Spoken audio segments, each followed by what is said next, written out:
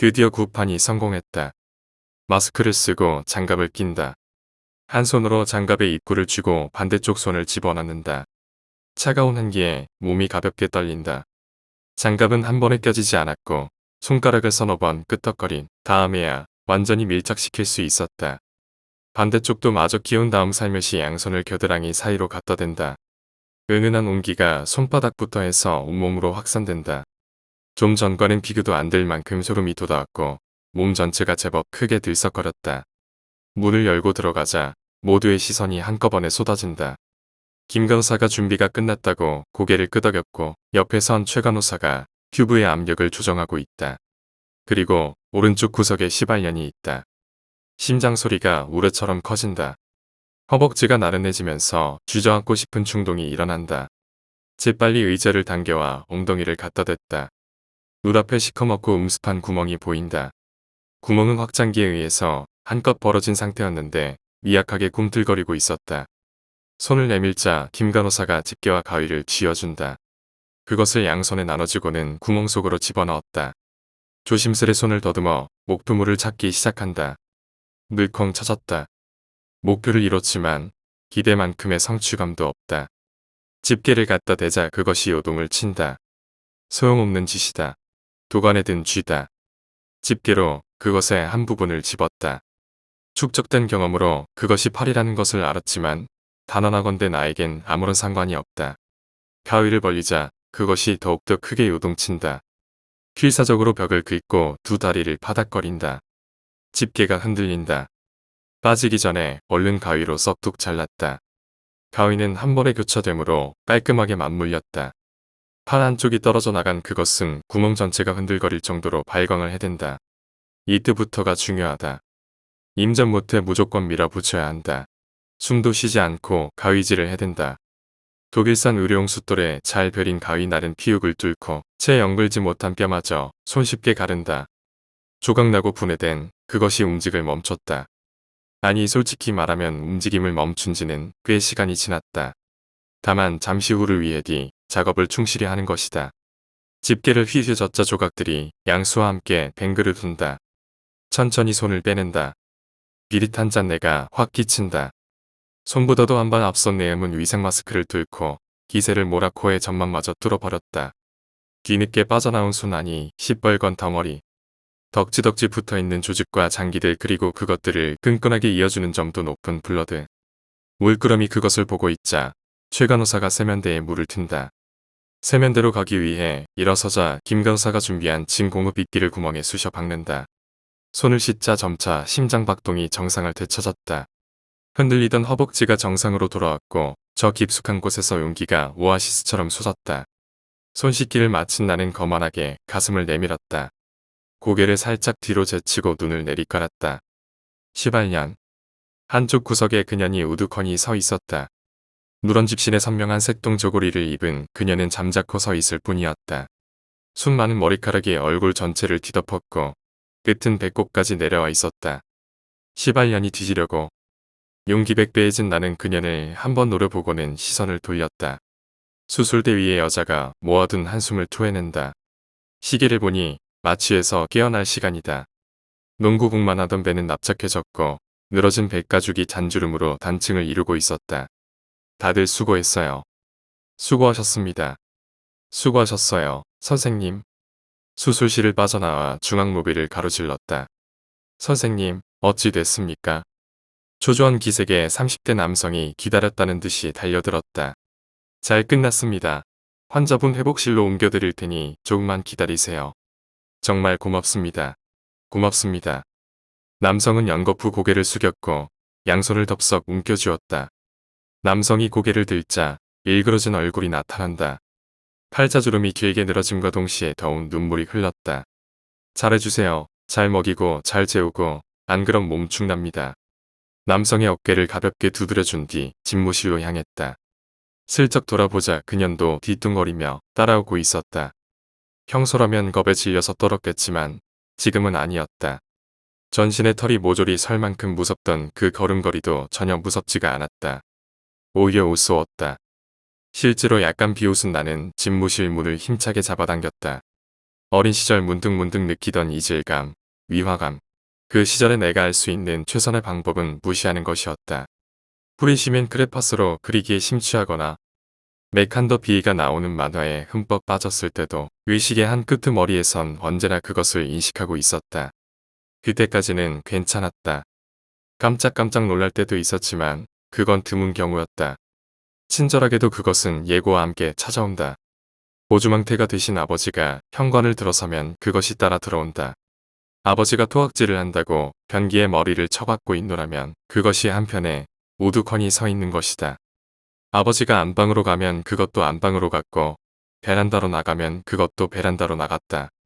그래서 평일 낮 동안은 잠시 평온하다. 그 무렵 일기장에다 아버지가 주말에도 일하러 나갔으면 좋겠다고 쓴 적이 있다. 초등학교 저학년인 철부지를 불러다 놓고 담임 선생님은 이것저것을 코치코치 물었다.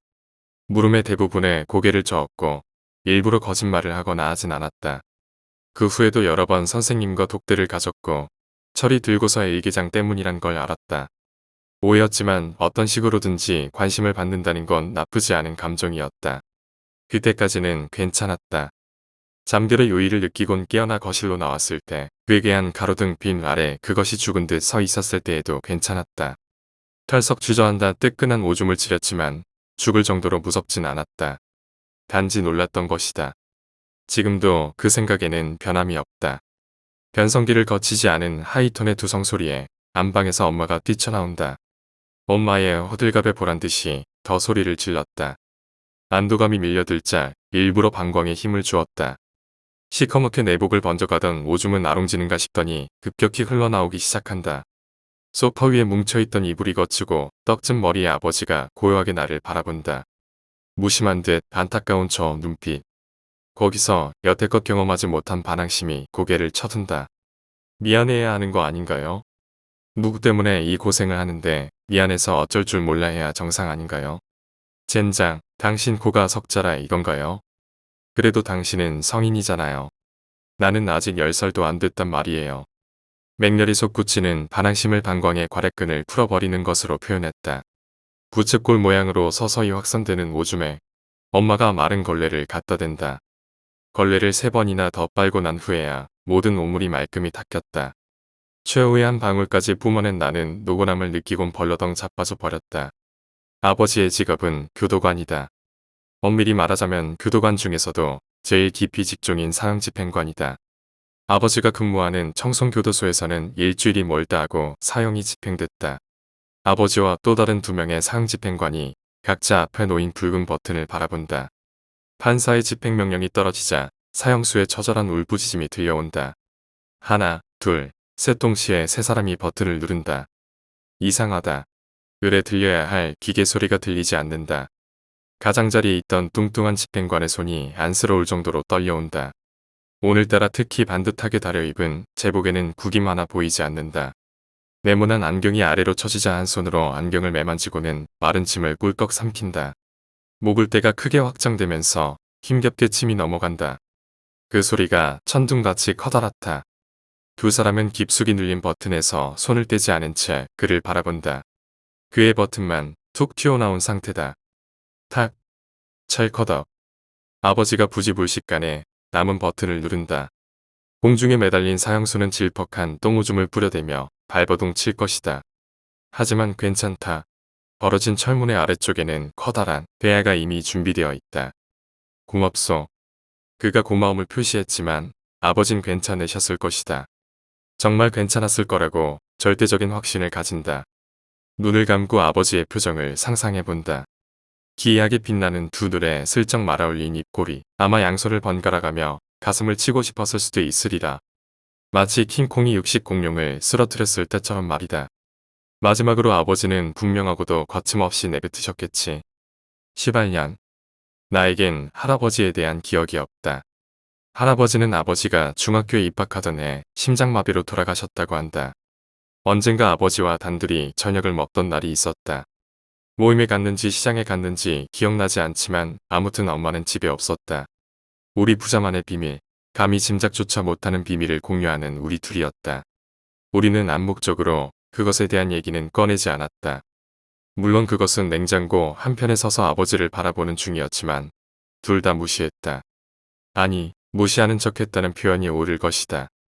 오줌을 지리던 날 아버지는 내 입장을 이해해주는 유일한 사람이 되었고 나 역시 아버지에게는 유일한 직이여 동반자가 되었다. 네, 할아버지는 일제강점기 순사셨다. 잘 익은 갓김치 한 조각을 죽 찢었을 때 아버지가 말문을 열었다. 아버지는 식사를 끝내고서도 3시간가량 더 입을 여셨다. 그것이 처음이자 마지막으로 들은 할아버지와 우리 조상들의 얘기였다. 그 당시는 다들 굶어 죽기 직전이었다. 늙은 노인과 어린 아이들부터 자빠지기 시작했다. 한 번 자빠지면 누렇게 뜬 얼굴이 시커먼 또 색으로 변해서 죽어버릴 때까지 다시는 일어서지 못했다. 무서운 허기였다. 일본 놈들은 구석에 떨어진 쌀 한 톨까지 가져갔고 실부치는 모조리 씻고 갔다. 갓난 아기였던 아버지는 하루 종일 할머니의 젖만 움켜쥐고 있었다. 아무리 빨아도 젖은 나오지 않았지만 생존 본능이란 것은 그만큼 무서운 것이었다. 약초꾼이던 할아버지는 어느 날 불현듯 집을 나가셨다. 며칠 후 다시 돌아왔을 땐 보리쌀과 고구마를 한 손에 싣고 오셨다. 그야말로 금이환양이었다. 바싹 말라가던 산간 마을이 기적적으로 숨통을 텄다. 20호 남짓한 작은 공간에서 할아버지는 영웅이었다. 어떤 과정을 통해 그것을 얻었는지는 아무도 묻지 않았다. 아마 대부분은 짐작했겠지만 입 밖으로 꺼내는 우를 범하진 않았다. 주기적으로 갖고 오는 심령수레에 마침내 마을이 차생력을 회복했다. 다시 논밭에 곡식을 심었고 돼지 2마리로 새끼를 치기 시작했다. 할아버지는 일본 순사복을 입고 허리에는 장검을 착용했다. 할머니가 정성 들여 닦아놓은 군화를 신고는 읍내로 나가셨다. 할아버지의 앞잡이 노릇덕에 근처에 활동하던 독립군들의 씨가 말랐다. 그들에겐 할아버지가 눈엣 가시 같은 존재였지만 일본 입장에서는 기특한 충견이었다. 할아버지의 악독한 술수와 고문에 줄줄이 시체가 되어 나갔다. 할아버지가 나서면 독립투사의 할아비가 오더라도 버티지 못했다. 완고하던 그들은 채 사흘도 가지 않아 살 맞대고 살던 마누라의 사타구니, 싸이 정개수까지도 모조리 토해내버렸다. 하지만 얼마 지나지 않아 일본은 원폭을 맞았고 두말 없이 항복을 선언했다. 그들이 물러가던 날 할아버지는 순사복을 벗고 다시 망태기를 집어들었다. 친일파에 대한 숙청 작업이 행해졌지만 다행히 몇 년간은 아무 일도 일어나지 않았다. 아버지가 걸음마를 떼고 말까지 배우자 할아버지가 아버지에게 물었다. 우리 집에 몇 명이 살지? 4명이요. 아버지는 망설임 없이 대답했고 할아버지는 미간을 찌푸리셨다. 우리는 3식구뿐이다. 저 사람은 우리 식구가 아니야. 할아버지가 고개를 돌려 그것을 무섭게 노려보았다. 아버지는 할아버지를 따라다니는 여자가 궁금했지만 딱히 큰 관심을 두진 않았다. 그저 아이들과 산으로 들로 몰려다니며 장난을 치는데 몰두했을 뿐이다. 그런 어느 날 그들이 찾아왔다. 붉은색 두건을 이마에 두른 청년 2명이 들이닥친 건 이슬도 내리지 않은 꼭두 새벽이었다. 더러운 앞잡이, 장두식이는 당장 튀어나오라. 오당탕. 둔탁한 소리와 함께 질그릇 깨지는 소리가 났다. 아버지가 눈을 떴을 때 할아버지와 할머니는 멍하니 앉아 있었다. 당장 나와. 개 노릇을 했으면 된장이 발려야지. 오장상. 또다시 장독대 깨지는 소리가 터졌다. 할아버지가 슬그머니 문을 열었다. 장두식이 여기 있다. 할아버지는 순순히 마당으로 내려가 그들 앞에 섰다. 박달나무 몽둥이를 치켜든 그들이 아무런 예고도 없이 두드려 패기 시작했다. 할아버지는 양손으로 머리를 감싸 쥔 채 최대한 몸을 구부렸다. 아이고, 그만해요. 날이 돼. 이러다 사람 잡겠어요. 어머니가 울면서 한 명의 바짓가랑이를 쥐었다. 이 새끼가 몇 명을 죽인지 알아? 할머니를 거칠게 뿌리친 청년이 눈에 쌍심지를 켜고 소리를 질렀다. 자그마치 34명이야. 34명 그 중에 우리 첫째 형님도 있단 말이야. 알아들어? 청년은 귀까지 새빨개진 채 울부짖었다.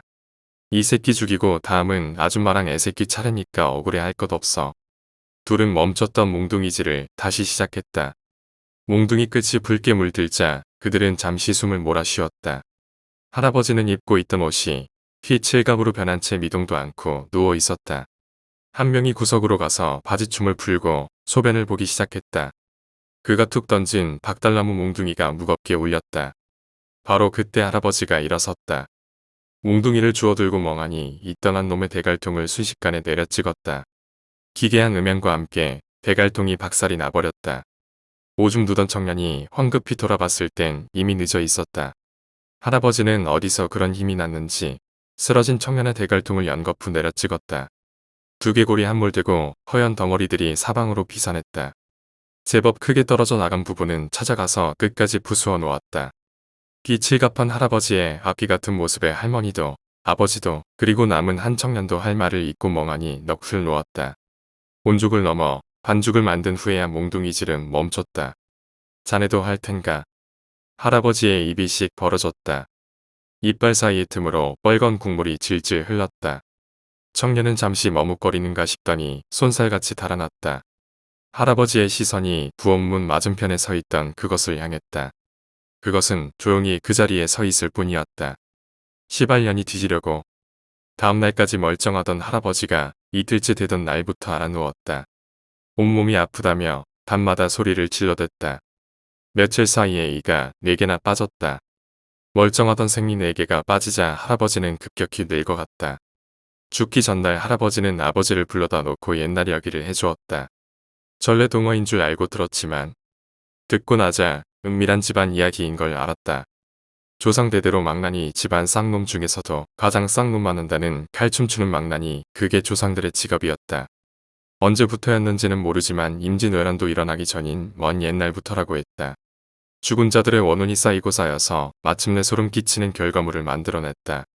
누운 상태로 할아버지는 방문 앞에 서 있던 그것을 슬쩍 쳐다보았다. 아버지도 따라서 그것을 보았는데 난생 처음으로 그것이 무서워지기 시작하는 순간이었다. 그러다가 할아버지의 윗대 조상 중 한 분이 조선에서 가장 영험한 무당을 불러다 놓고 구판을 벌였고 한다. 무당의 요구사항이 너무도 많아 그것을 준비하는 데만 3년이 넘게 걸렸다고 한다. 그리고 벌어진 엄청난 규모의 구판에 조선 천지에서 구경꾼이 벌떼처럼 몰려들었다. 한 달간의 구판이 끝나자 무당은 잠들 듯 죽어 있었다. 실패한 거래요. 찢어놓은 갓김치를 도로 내려놓은 뒤 아버지에게 물었다. 아마 그랬을 테지. 아버지가 애써 냉장고 쪽을 외면한다. 할아버지는 그렇게 돌아가신 건가요? 아버지가 고개를 저었다. 이야기는 지금부터라는 듯이 의자를 당겨 앉았다. 할아버지 얘기를 들은 다음 날 사단이 일어났다. 바로 아버지 인생에서 가장 기억하기 싫은 끔찍한 일이 아버지가 밤중에 반사적으로 몸을 벌떡 일으켰다. 뭔가가 관통한 듯이 놀라서 깨어난 것이다. 옆을 보니 할머니가 곤히 주무시고 계셨다. 다행이다. 다시 그 옆을 할아버지가 눈을 뜨고 있었고 그 위에 그것이 올라타 있었다. 그것이 그만큼 가까이 간 것을 본 적이 없던 아버지는 불현듯 공포심을 느끼고는 이불을 뒤집어 썼다. 무서웠다. 오줌이 나올 것 같았다. 어떻게 됐을까? 죽었을까? 호기심은 죽은 거도 맞닿아 있다고 누가 그랬던가? 아버지는 끝내 이불을 들추고 할아버지를 보고 말았다. 그것이 할아버지의 얼굴과 팔꿈치 하나의 거리를 둔 채 마주보고 있었다. 머리카락이 할아버지의 목에 뒤엉켜 있어 숨도 못 쉬면 어쩌나 걱정이 들었다. 그것의 손이 이마로 향한다. 그것의 손을 보기는 처음이다. 뼈만 남은 앙상한 손. 그 손이 천천히 얼굴을 가리고 있던 머리카락을 좌우로 걷기 시작했다. 아버지의 뇌가 위험하다고 경보음을 울렸다. 심장이 발작적으로 쿵쾅거리고 전신의 털이 거꾸로 솟구쳤다. 그래서 보셨나요? 열린 창문도 없는데 싸늘한 한기가 한가닥 흐른다. 못 봤어. 아버지는 한숨을 내쉬었다. 잔 건지 기절한 건지 일어나 보니 아침이었어. 그럼 할아버지는요? 죽었어. 내 물음이 채 끝나기도 전에 아버지가 쏜살같이 대답했다. 마치 기다렸다는 듯이 으르렁거렸다. 그 모습이 너무 무서워 비명을 지를 뻔했다. 얘기는 여기까지다. 너에게도 알려줄 건 없어. 아버지와의 대화는 그렇게 끝이 났다. 아버지는 모두 얘기했다 했지만 사실은 한 가지가 더 남아 있었다. 차마 그것까진 말 못하셨지만 오래 지나지 않아 난 그것마저도 알아냈다. 할아버지가 죽자 그것은 아버지에게 대물림되었고 어디를 가든 따라다녔다. 할아버지의 얘기를 듣고 난 후부터 난 부쩍 성숙해졌다. 어린 나이에 세상사의 많은 것을 깨우친 듯했다. 세수를 할 때나 자려고 누웠을 때 좌우로 고개를 흔든다. 맹렬히 거부해보지만 성숙한 이성은 그것이 진실이라고 매몰차게 말해주었다. 아버지가 죽으면 나한테 오겠지. 가만히 상상을 해본다. 가로등도 없는 어두운 밤 골목길 쥐새끼 하나 없는 그곳을 우연찮게 걷고 있다. 웬슬에 무서운 생각이 들어 쟁걸음을 재촉한다. 한 번 자라난 생각은 기하급수적으로 거대해져서 종국에는 블랙홀처럼 나를 빨아들인다. 온갖 끔찍한 상상들이 한꺼번에 떠오르자 참지 못하고 뛰기 시작한다. 저만치 앞에 검은 형체가 서 있다. 놀라서 심장이 멎는 듯하다. 자세히 보니 쓰레기 봉지다. 난 깊은 안도감에 온몸이 축 늘어진다. 스스로가 바보같이 꿀밤을 한 대 때린다. 무심코 옆을 보자 색동 한복의 귀신이 비틀거리며 걸어온다. 맙소사 색동 한복이라니. 난 다시 미친 듯이 뛴다. 한참을 뛰다가 트럭에 달린 대형 반사경을 본다. 필사적인 몸부림을 치며 그것이 달라붙고 있었다. 또다시 미친 듯 달린다. 숨이 턱 끝까지 차올랐지만 멈추면 안 된다. 저만치 모퉁이가 보인다. 저기로 숨어야겠다. 그곳으로 달려간다. 이럴 수가. 아찔한 상실감에 주저앉아 버렸다. 그곳은 시멘트 벽으로 막혀 있었다. 눈을 힘껏 감고 그 위를 손바닥으로 한 번 더 가린다. 귀신이 코앞에 있음을 느낀다. 하지만 결코 나를 만지지는 않는다. 언제까지나 서서 나를 지켜볼 것이다. 초등학교 시절의 마지막 방학식 날이었다. 집에 돌아와 현관문을 열자 못 보던 신발들이 보인다. 아버지가 낯선 사람들과 무언가를 의논 중이다. 거실로 들어서자 아저씨들과 아줌마 한 명. 그들이 나를 바라본다. 개량 한복을 입은 그들은 저녁까지 먹은 다음에야 일어섰다. 며칠 후 그들이 다시 왔을 땐 무척 요란스러운 복장이었다. 온 집안에 새끼줄을 치고 거기다가 부적을 매달았다. 집안 구석구석 가져온 부적을 모두 매달자 이번엔 상을 차리기 시작한다. 커다란 상 위에 온갖 과일들이 올라온다. 마지막으로 돼지머리가 올라오자 상 차리기가 끝났다. 여자가 방울을 들고 널뛰기를 시작한다. 알아듣지 못할 괴상한 노래와 함께 온 집안을 뛰어다닌다. 두 명의 남자는 각각 아무렇게나 주저앉아 두꺼운 책을 펼쳐둔다. 상 바로 앞에서 아버지가 절을 하기 시작한다. 연신절을 해대는 아버지를 보고 있자니 갑자기 서글퍼졌다. 짙은 향냄새 때문이었을까? 아니면 굴레에서 빠져나오려 몸부림치는 아버지가 불쌍해서였을까? 아무튼 내 얼굴은 눈물과 콧물이 범벅이 되어버렸다. 그 언젠가 조상 한 분이 그랬던 것처럼 아버지도 가만히 계시지 않았다. 정해진 운명이지만 순순히 항복하지는 않았던 것이다. 낮부터 시작된 구판은 자정까지 이어졌다. 나는 자지 않고 구판을 지켰다. 하지만 그것은 여전히 우두커니 서 있을 뿐이었다. 새벽 2시가 되자 껌뻑 졸던 내가 깜짝 놀라 정신을 차렸다. 촛불들이 격렬하게 흔들리고 있었고 그것 중 몇 개는 실제로 꺼져버렸다. 무척 생소한 느낌, 거대한 무언가가 집 전체를 감싸고 있었다. 그런 기분은 난생 처음이었다. 굿이 효과가 있는 것인가? 우두커니 서 있던 그것이 조금씩 움직인다. 그리고 아버지의 주위를 천천히 돌기 시작한다. 끔찍한 두통에 소리를 지를 뻔했다. 뭔가가 서서히 옥죄어 오고 있었다. 원망과 저주, 삐끓는 감정들이 회오리치듯 사방천지로 몰아친다. 때 맞춰 그것이 점점 빨리 움직인다. 절름발이 병신처럼 뒤뚱거리며 아버지 주위를 빠르게 빙빙 돈다. 아버지의 안색이 시퍼렇다. 곧 죽을 것처럼 위험해 보인다. 지켜보기만 하는 나도 이럴진데 당사자인 아버지는 어땠을까? 빙빙 돌던 그것이 갑자기 지랄 발광을 해댄다. 온몸을 부르르 떨며 기괴한 동작을 짓는다. 시퍼런한 뿌리 깊은 원혼들의 한이 일제히 몰려든다. 세 사람도 굿을 멈추고 벌벌 떨고 있다. 그들도 처음 경험했을 것이다. 도대체 무슨 짓을 해야 이만한 원한이 쌓일 수 있을까? 그들은 짐작도 못할 것이다. 배를 이어올 때마다 한이 쌓이고 쌓였다. 남김없이 갈물이 된 그것은 깊이를 짐작하기 어려울 만큼 어마어마한 양이었다. 아버지가 꺽꺽 넘어간다. 아버지의 전신을 그것이 미친 듯이 어루만진다. 그러던 한순간 그것이 움직임을 멈췄다. 그리곤 서서히 얼굴을 아버지에게 가져간다. 안 돼. 아버지가 보았다던 할아버지의 최후가 떠올랐다. 그것이 손을 뻗어 이마로 가져간다. 죽을 것 같다. 무서워서 죽을 것 같다. 그 옛날에 아버지는 기절했지만 난 그러지 않았다. 두 눈 똑바로 뜨고 모든 것을 지켜보았다. 그것이 천천히 머리카락을 치운다. 양쪽으로 머리카락이 갈라진다. 일순간 머리카락이 확 제쳐졌다. 그걸로 끝이었다. 아니 시작이었다. 아버지는 끝이었지만 내게는 시작인 셈이다. 아버지는 예상과는 달리 제법 평안한 표정으로 숨을 거두었다. 죽는 것이 차라리 편했던 것일까? 죽어서야 비로소 벗어났다고 기뻐했던 것일까? 사람들로 붐비는 장례식장에서 골똘히 생각해본다. 밝은데 낮에 형광등까지 모조리 켜져 있고 수십 명의 사람들까지 있었지만 그것은 결코 사라지는 법이 없다. 한쪽에서 우두커니 서 있을 뿐이다. 아버지가 아닌 나를 향한 채. 인생에서 중요한 사건은 언제나 예고 없이 찾아오는 법이다. 중학교 2학년 유달리 햇살이 밝았던 날로 기억한다. 너나 알 것 없이 왁자지껄한 점심시간 무렵 열린 창문 사이로 고양이 한 마리가 들어왔다. 새까만 도둑 고양이를 보자고 하라고 아이들이 감탄사를 내지르며 고양이에게 몰려들었다.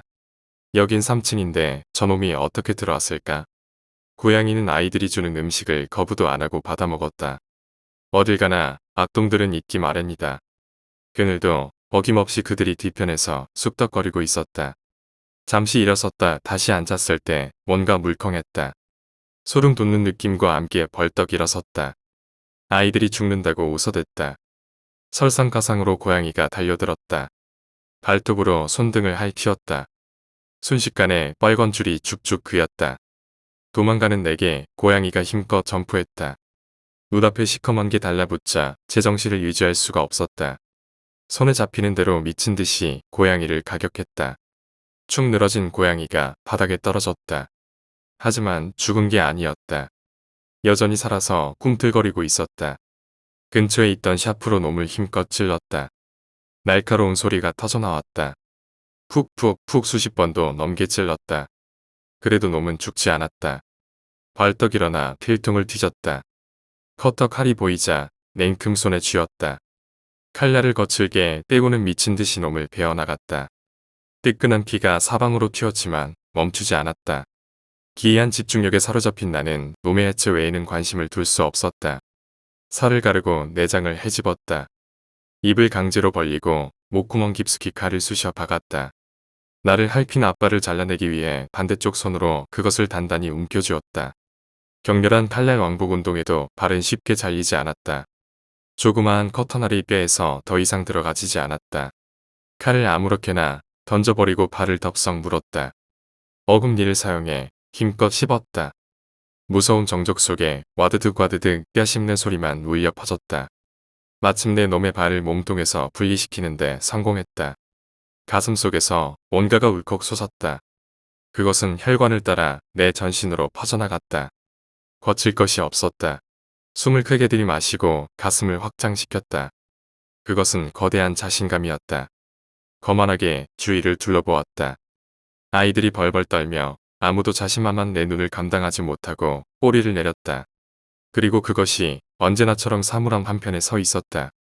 애써 외면하며 언제나 피했던 그것. 하지만 어찌된 영문인지 그것을 보자 웃음이 터져나왔다. 가소로워서 미칠 것 같았다. 가까이 가자 그것이 저만치 물러난다. 엉거주춤 물러서는 그 모습이 처량해 보인다. 짐진 눈을 부라려준 다음에 돌아섰다. 만족감에 어깨가 으쓱거린다. 시발년이 뒤지려고. 의대에 진학했다. 중학교도 고등학교도 졸업하지 못했지만 남들보다 빠르게 의대에 입학했다. 머리가 좋아서도 공부에 관심이 있어서도 아니었다. 그럼에도 의대를 간 것은 어떤 절박감 때문이었다. 아버지는 버튼 하나로 만족했을지 모르지만 난 아니었다. 피가 튀고 살이 터져야 만족했다. 산 생명을 조각조각 해체할 때의 느낌을 원한다. 비록 더러운 살인자의 유전자이지만 지금은 오히려 감사하게 생각한다. 그 때문에 숨통이 트이고 살아갈 힘을 얻으니까 말이다. 언젠가 히포크라테스 선서를 한 적이 있다. 선서를 하면서 속으로 비웃었다. 겉은 그럴싸하지만 실상은 살인 면허증이었다. 멀쩡히 살아있는 한 생명을 죽여도 합법적이다. 죽이는 방법은 다양하다. 아기가 작으면 흡입기로 빨아낸다. 아기가 조금 더 큰 경우는 조각조각 잘라서 긁어낸다. 사정에 여의치 않으면 다른 방법도 있다. 양수를 빼내고 소금물을 집어넣는 것이다. 아기가 소금물에 서서히 절어간다. 그 과정이 아기에게는 너무나 고통스럽게 느껴질 것이다. 온몸의 수분을 토해낸 채 시커멓게 말라 죽는다. 그러면 그것을 쏙 빨아내면 끝난다. 아기를 죽이고 나면 그들은 돈을 준다. 그리고 감사의 인사도 꼭 잊지 않는다. 처음 낙태 실습을 하던 날 동기들의 과반수가 먹은 것을 개원했다. 개 중에 서너은 기절까지 했다. 세상에 쪽팔리지도 않는가? 어떻게 의사가 될 놈들이 기절까지 하냔 말이다. 묘한 기대감에 양손을 세차게 비볐다. 10년차 전문의는 기계적인 말투로 설명을 해가며 시범을 보였다. 처음에는 잘 안 잘려요. 게다가 꽤 미끄럽기도 하고요. 전문의의 인상이 실제로 구겨졌다. 이거 잘 안 접히네. 모두가 충격 속에서 시술 장면을 지켜보았다. 잡았다. 전문의가 환한 웃음을 짓는다. 싱그러운 미소다. 그의 말에 내 기분도 덩달아 좋아진다. 잡고 나서도 안심하면 안 돼요. 가끔 힘이 장사인 놈들이 있거든요. 그의 농담에 하마터면 웃음을 터뜨릴 뻔했다. 간신히 웃음을 참고는 그의 유머 감각을 칭찬했다. 그러면 지금 장래에 천하장사 한 명을 죽이는 거잖아. 자르실 때 절대 놀라서는 안 됩니다. 가끔 아기가 발작하는 거에 놀라는 분도 있는데 그럼 큰일 나요. 산모가 다칠 수도 있거든요. 가위로 자궁을 찌른다고 생각해보세요. 얼마나 산모가 아프겠어요. 그는 아기를 수십 조각으로 자른 뒤에 뽑아냈다. 아마 설명해준다고 더 잘게 잘랐을 것이다. 아무튼 평소에 가위 날 잘 갈아두시고요. 그럼 됩니다. 그가 씻지도 않은 손을 우리에게 내민 채 마지막 강의를 했다. 여기저기서 비명이 터지고 토악질을 해댔다. 역한 냄새에 나도 모르게 그들과 함께 물러섰다. 5회티로금. 너무도 유익한 수업이었다. 그 시간만큼은 그것이 옆에 있든 말든 신경 쓰이지 않았다. 30이 다 돼서야 첫 선을 봤다. 애초에 여자를 사귈 재주도 구실도 없는 내가 할 수 있는 유일한 방법이었다. 직업 때문인지 선자리는 끊임없이 들어왔고 9번째 만에 첫사랑을 만났다. 그녀는 내 직업을 듣고 난 뒤 존경스러운 눈빛으로 나를 바라보았다. 참 보람된 일을 하시네요.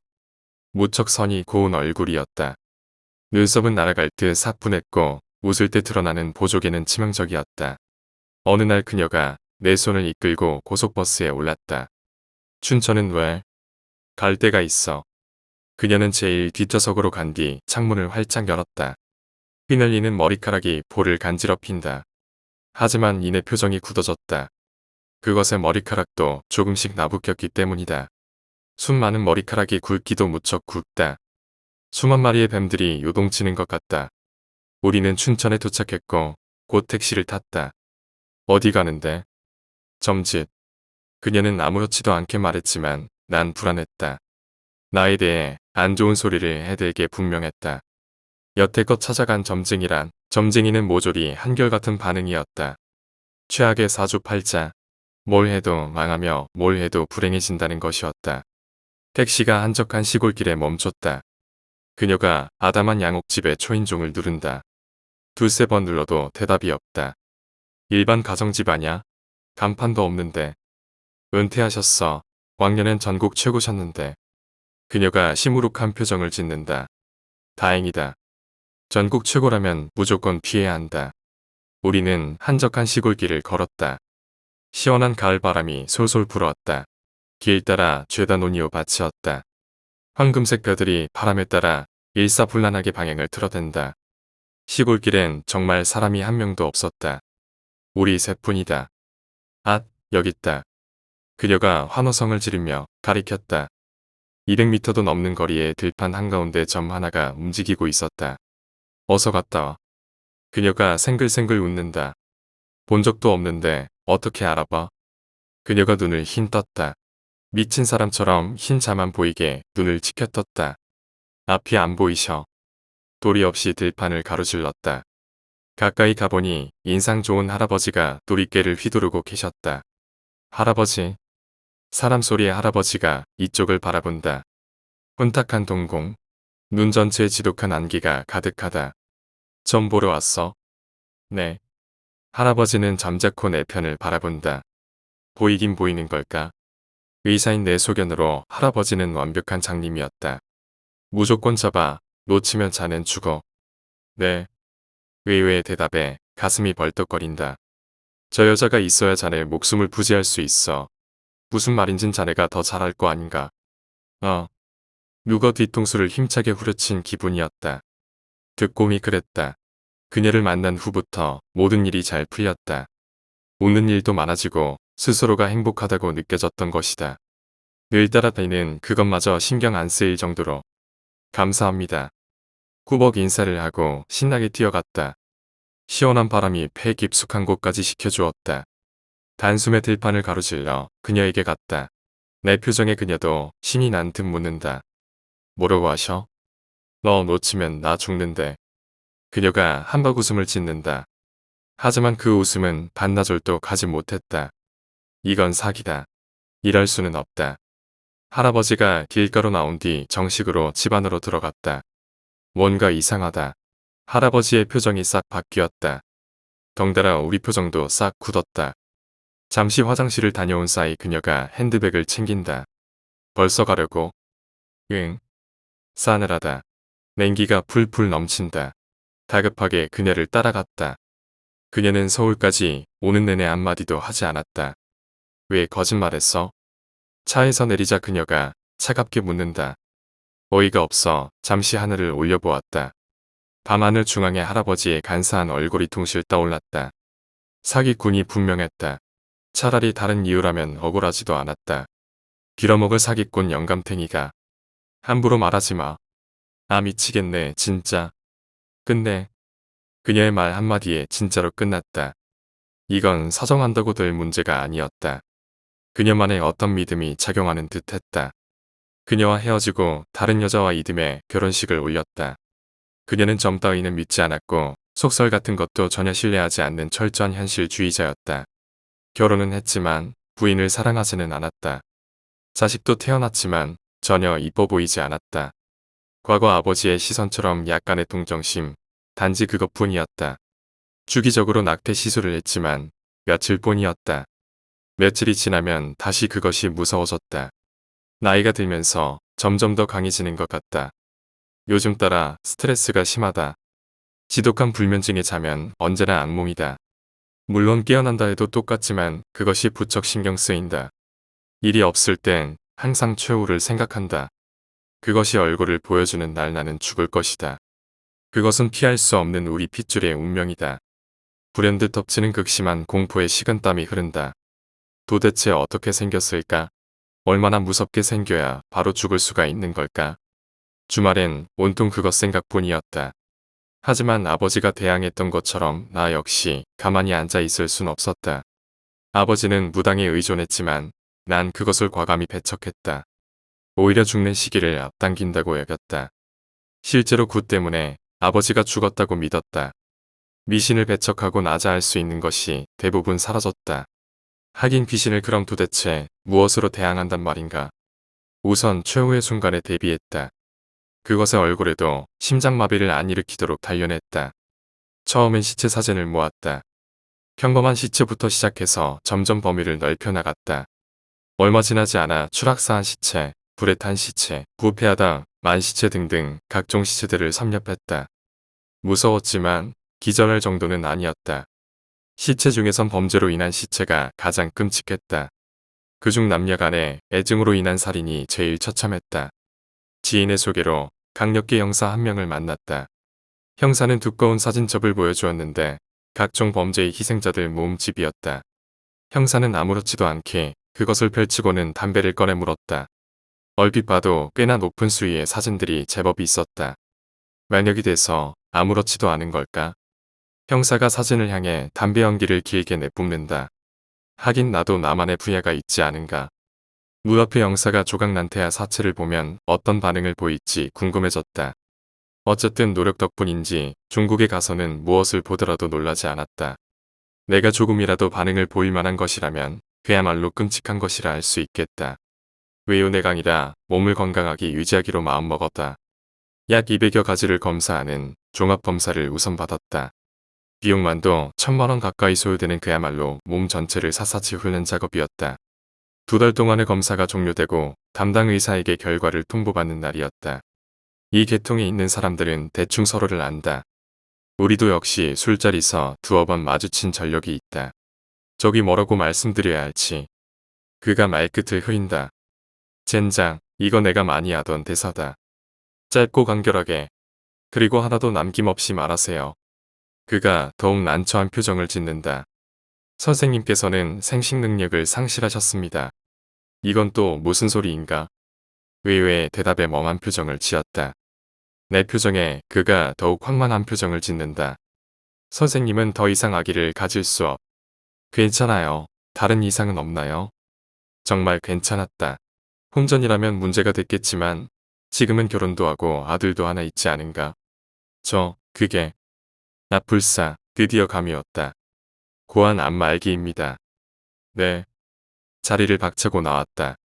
물어볼 것도 없다. 고한 암은 축이 아니면 다 죽는 병이다. 어쩐지 얼마 전부터 고환이 간질간질 하더라니만. 하지만 100% 확실한 것은 아니었다. 2%의 확률로 오진이란 것이 발생한다. 고환 암입니다. 안타까우시겠지만 우선 항암 치료부터 시작합시다. 2달 정도는 충분히 늘릴 수 있어요. 며칠 지나서 다른 병원의 결과까지 받았다. 2달이 언제부터 충분한 시간이었던가. 단호하게 말하던 그놈의 머릿 가죽을 벗겨버리고 싶었다. 난 이제 죽는다. 죽는다. 3달도 못 가 죽을 것이다. 기어코 확실하게 죽을 것이다. 문득 암으로 죽을지 심장마비로 죽을지 헷갈렸다. 이런들 어떠하리 저런들 어떠하리 무엇으로 되지든 그것 알아 무엇하리. 차라리 암보다는 화끈하게 심장마비가 나을 듯 싶었다. 하지만 그건 대단한 착각이란 걸 그날 밤에 깨달았다. 멍하게 거리를 걸었다. 길이 보이는 곳은 어디로든 걸었다. 뒤에선 분명히 그것이 따라오고 있을 테지만 신경 쓰기 싫었다. 그냥 다 귀찮았다. 벼락 같은 경적 소리에 정신이 번쩍 든다. 괴새끼가 죽으려고 환장했나. 덤프트럭 한 대가 멈춰 있었고 자신은 차도 한복판에 서 있었다. 다시 인도로 돌아가 걷기 시작한다. 초등학교가 보인다. 아무 생각 없이 들어간다. 초등학교 운동장 치고는 꽤 넓다. 밤중이지만 곳곳에 설치된 가로등으로 제법 밝다. 누가 있는 듯하여 무심코 뒤를 보았다. 잘못 들었나 보다. 아무도 없다. 다시 이리저리 찾아보아도 역시 아무도 없다. 사라졌다. 그것이 사라진 것이다. 입꼬리가 말려 올라가다 중간에서 멈춘다. 그럼 뭐해, 곧 되질 거. 점한 치서 점 하나가 움직인다. 운동장 끝과 끝 사이. 점이 점점 커진다. 눈을 가늘게 뜨고 보니 어렴풋이 사람의 형체다. 점이 점점 커진다. 사람인 동시에 여자다. 점이 더욱더 커진다. 사람인 동시에 여자인 동시에 시발년이다. 무서운 속도로 달려오고 있었다. 어찌된 일인지 뒤뚱거리지도 않았다. 벌써 반이나 거리를 좁혔다. 엄청난 속도 때문인지 그것은 머리카락이 사방팔방으로 나부낀다. 머리카락 사이로 희끄모레한 것이 보인다. 심장이 중간 단계 없이 최대한의 출력으로 작동하기 시작한다. 잠시 잊고 살았던 그날의 기억이 떠오른다. 어마어마한 원한. 내 몸은 어느새 그날의 아버지를 다시 보고 있다. 그것이 아버지 위에 올라타 있다. 슬며시 머리카락을 젖힌다. 숨도 못 쉬고 그걸 지켜만 본다. 내 몸은 다 자란 성인이지만 꼼짝도 할 수 없다. 마치 어린 시절의 나처럼. 벼랑간 머리카락이 확 하고 젖혀진다. 순수한 공포심에서 우러나오는 비명을 질렀다. 그것이 달리는 속도를 높였다. 이제 거의 얼굴 윤곽이 보일 듯하다. 오면 죽는다. 저 얼굴이 망막에 아로새기는 순간 무조건 죽는다. 미친 듯이 팔목을 물어뜯었다. 어찌나 세게 물었던지 살점과 혈관이 같이 터져나왔다. 팔목에서 피가 물총처럼 쏘아진다. 그것에 달려오는 속도가 약간 느려졌다고 느꼈다. 뜯어진 부위 사이로 손가락을 쑤셔 넣었다. 연한 살덩어리 사이에서 기다란 힘줄이 느껴진다. 힘줄을 잡고서 있는 힘껏 당긴다. 찌익하고 힘줄이 대번에 팔 길이만큼 뽑혀 나왔다. 그것의 속도는 이제 눈에 띌 만큼 느려졌다. 뽑고 뽑아도 힘줄은 끝이 없었다. 키만큼의 길이에 해당하는 힘줄을 뽑아내자 드디어 그것이 달리는 걸 멈추었다. 머리카락은 다시 얼굴을 덮었고 그것은 조용히 내 옆으로 다가와 섰다. 개시발년아. 고래고래 고함을 지르면서 벌떡 일어났다. 거친 호흡에 상체 전체가 위아래로 흔들거린다. 팔목을 보니 정상이다. 꿈을 꾼 것이다. 너무 억울했다. 분해서 꺼이꺼이 울었다. 울다 보니 나 자신이 불쌍해서 더욱 서럽게 울었다. 그러고 보면 이때까지 정말 편하게 지내본 적이 없었다. 스스로에 대한 연민 때문에 울지 않고서는 매길 수가 없었다. 침대 옆에 조용히 서 있는 그것을 바라보았다. 주섬주섬 옷을 챙겨 입고 거실로 나왔다. 마누라는 집에 거의 붙어 있지 않았다. 하지만 한 번도 거기에 대해서 언급한 적은 없다. 어차피 관심도 없었다. 역시 오늘도 나가고 없다. 아들이 자는 방의 문을 열었다. 자기보다 커다란 베개를 다리 사이에 끼운 채 정신없이 자고 있다. 이 끔찍한 인생을 물려주기 싫다. 벌어지만도 못한 인생. 차라리 죽느니만 못하다. 아들을 흔들어 깨운다. 아들이 인상을 찌푸리며 눈을 뜬다. 저기 문 앞에 누가 서 있는 줄 알아? 녀석은 질문을 이해하느라 나를 멀뚱멀뚱 쳐다봤다. 아마 잠결이라서 더 헷갈렸을 것이다. 그냥 아줌마. 망설임 없이 일어났다. 부엌으로 가서 식칼을 손에 쥐었다. 다시 아들 방으로 갔다. 그런데 아들이 없다. 화장실에서 소리가 들린다. 쫄쫄쫄 오줌 누는 소리. 오줌을 다두기를 기다렸다. 아들이 나오자 식칼로 심장을 힘껏 쑤셨다. 아들은 비명도 못 지르고 쓰러졌다. 눈을 감고 한 번 더 찔렀다. 아들이 움직임을 멈췄다. 식칼을 들고 그년을 보았다. 그년이 온몸을 비틀거린다. 어때? 이제 대가 끊겼으니 어쩌나? 이제 내년에 복수상대도 사라졌으니 이제 어쩔 거냐고. 그년이 크게 휘청거린다. 저런 모습은 처음이다. 통쾌했다. 자 이제 얼굴을 보여줘. 그년이 여전히 경련을 일으키고 있다. 시발년아, 면상 한번 보자고. 성큼성큼 걸어가 그년의 어깨를 확 잡아챈다. 아마 집안을 통틀어 이런 행동을 보인 건 내가 처음일 것이다. 아들도 죽였는데 그년이라고 대수일까? 그년이 아무렇게나 팔을 휘두르자 순식간에 벽에 처박혔다. 시발년이 힘은 장사네. 그년이 점점 나에게 다가온다. 내 표정이 환하게 밝아진다. 그녀가 다가옴에 따라 미칠 듯한 원한이 쏟아진다. 그래 이거야. 이 느낌이라고. 공포와 흥분으로 온몸이 사시나무처럼 흔들렸다. 해묵은 집안에 한 켜켜이 쌓인 그것이 남김없이 쏟아지는 듯하다. 그년이 내 발을 지나서 머리맡으로 왔다. 어서 까봐. 그년이 물끄러미 내려다본다. 심호흡을 했다. 나도 모르게 눈을 감아버렸다.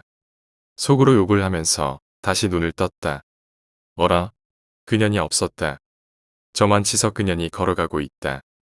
이봐 어디가? 그년이 현관 쪽으로 다가간다. 무언가 크게 잘못되었단 생각이 든다. 얼른 뛰쳐가서 그년의 어깨를 돌렸다. 일말의 망설임도 없이 머리카락을 치워버렸다. 뭔가 잘못됐다. 이럴 수는 없다. 그곳에는 아무것도 없었다. 안쪽으로 부적 몇 개가 붙어 있을 뿐이었다. 그년이 다시 현관으로 향한다. 안 돼. 사라졌다. 그년이 사라졌다. 뒤를 돌아보면 짠하고 나타날 줄 알았다. 몇 번이나 돌아봐도 마찬가지다. 그년이 완벽하게 사라져버렸다. 뚜벅뚜벅 걸어가서 아들의 시체를 안았다. 죽은 지 얼마나 됐다고 벌써 찬 기운이 느껴진다. 아들만 차온 게 아니었다. 거실 바닥도 차가웠고 공기도 얼어붙는 듯 매웠다. 숨을 내쉬자 뽀얀 입김이 퍼진다. 그러고 보니 주위가 어둡다. 창문 쪽을 바라보니 아무것도 안 보인다. 그냥 까맣다. 일순 급격한 추위가 몰아닥쳤다. 전신에 소름이 안심 돋아났고 팔다리에 마비 증상이 오기 시작했다. 냉정하게 이 상황을 직시했다. 지금은 한여름이다. 이런 추위는 있을 수 없다. 다시 바깥쪽을 보았다. 여전히 까맣다. 자세히 보니 까만 것이 움직이는 것 같다. 베란다를 열고 들여다보았다. 꿈틀꿈틀 시커먼 덩어리들이 울룩불룩 돋아나왔다. 벼랑간 덩어리들 사이에서 뭔가가 솟구쳤다. 사람이다. 사람인데 목이 없다. 여기저기서 마구 솟구친다. 모두 목이 없다. 동물적인 직감으로 옷을 살펴보니 결코 요즘 시대 옷이 아니었다. 납고 해진 한지로 만든 옷들 슬금슬금 뒷걸음질 친다. 꿈틀꿈틀 또다시 사방팔방에서 무엇인가가 솟구친다. 이번엔 목이 있다. 그런데 다들 병신이다. 팔 한쪽이 없거나 발이 없었다. 죄다 병신들이다. 옷을 살펴보니 한복이다. 슬금슬금 뒷걸음질 친다. 어느새 거실까지 물러났다. 이번엔 가까이서 소리가 들린다. 맙소사, 천장이다. 천장에 시커먼 것들이 퍼져 있다. 그것들은 벽으로 흘러내리고 점차 온 집안을 잠식해 들어온다. 이젠 추위를 넘어서 전신이 따끔거린다. 벽에서 또 수십 명이 솟구친다. 목도 있고 병신도 아니다. 옷을 살펴보니 가슴에 번호가 새겨져 있다. 죄수복. 정수리부터 시작해서 꼬리뼈까지 수십만 볼트짜리 전류가 흘렀다. 설마 하고 뒷걸음질 치다가 뭔가에 걸려 넘어졌다. 아들의 시체다. 뭔가 알 듯 말 듯 애매하다. 사라진 그년과 부적 그리고 나타난 원혼들. 깨알 같은 힌트라도 절실했다. 불현듯 사기꾼 할아버지가 떠올랐다. 수만 가지 생각이 서로 넝쿨처럼 꼬였다. 입구는 수십 개인데 출구는 하나다. 이 매듭의 시작점만 주일 수 있다면, 참말로 그럴 수만 있다면 수십 번 침을 삼키고 미친 듯이 눈을 깜박거렸다. 최대한 뇌를 쥐어 짜냈다. 가상의 선이 그어진다. 조심스레 그 선을 따라 걸었다. 무릎의 굵은 선 외에는 죄다 함정이다. 밟으면 아래도리가 터져버리는 지뢰밭이다. 발을 디디려는 찰나 오른쪽에 있던 선도 굵어진다. 곧 모든 선이 통나무 마냥 굵어져 버렸다. 서로 오려고 살랑살랑 꼬리를 흔든다. 빌어먹을 더 이상 짜낼 애도 없다. 탈수기까지 동원해서 모조리 짜내버렸단 말이다. 알렉산더의 검이 눈앞에 아른거린다. 어느새 온 집안에 검은 덩어리들이 가득 찼다. 이번엔 바닥이다. 그것도 내가 누워있는 바로 밑바닥이다. 온몸이 미칠 듯이 따끔거렸다. 전과는 비교도 안 될 만큼 아팠다. 목 없는 시체, 병신들, 그리고 죄수들이 다가온다. 이제는 살이 뜯길 만큼 아프다. 그들이 쳐다볼 때마다 한 움큼씩 떨어져 나가는 것 같다. 꿈틀꿈틀 바닥이 들썩거리면서 가랑이 사이로 뭔가가 고개를 쳐든다. 물컹물컹한 그것이 가까이 다가온다. 다가오면서 점차 제자리를 찾아간다. 아기다. 수많은 아기가 원망 어린 시선으로 나에게 다가온다. 모든 원혼들이 한데 뒤엉켜 나에게 쏟아진다. 알았다. 이제 알았다. 그년이 왜 사라졌는지 이제 알았다. 할아버지도 틀렸고 아버지도 틀렸다. 죄다 틀렸다. 구파는 성공했다.